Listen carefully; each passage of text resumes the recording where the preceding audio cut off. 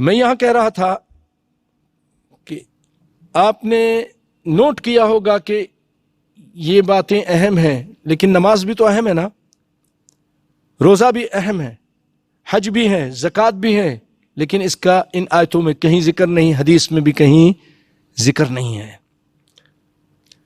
کیوں؟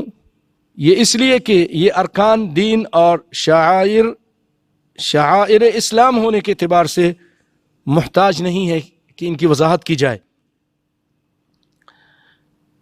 اور آپ صلی اللہ علیہ وسلم نے عورتوں سے خاص طور پر ان چیزوں کی بیعت لی جس کا ان سے ارتکاب یا کام ہونے کا اندیشہ رہتا ہے،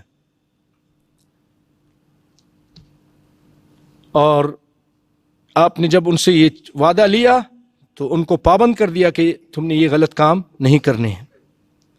تو اس سے ہمیں بھائیو یہ بھی پتہ چلتا ہے کہ معاشرے کے اندر جو زیادہ اہم برائیاں ہیں زیادہ زور بھی اس پہ دینی چاہیے۔ بعض لوگوں کی کیا عادت ہے کہ آئیے نماز پڑھ لیجئے، ارے بھائی سب سے پہلے شرک ہے وہ تو آپ بتائیے، وہ نہیں بتائیں گے۔ سب سے پہلے کیا کہہ رہے ہیں اللہ تعالیٰ کہ لا یشرکن باللہ، اللہ کے ساتھ یہ عورتیں شریک نہیں کریں گی، اور مردوں سے کہا لا تشرکوا باللہ، اللہ کے ساتھ شریک نہیں کرو گے۔ تو جو اہم باتیں ہیں آپ اس کو بیان کیجئے، جب یہ چیزیں وہ سمجھ جائیں تو پھر نماز روزے کی طرف بھی آ جائیے۔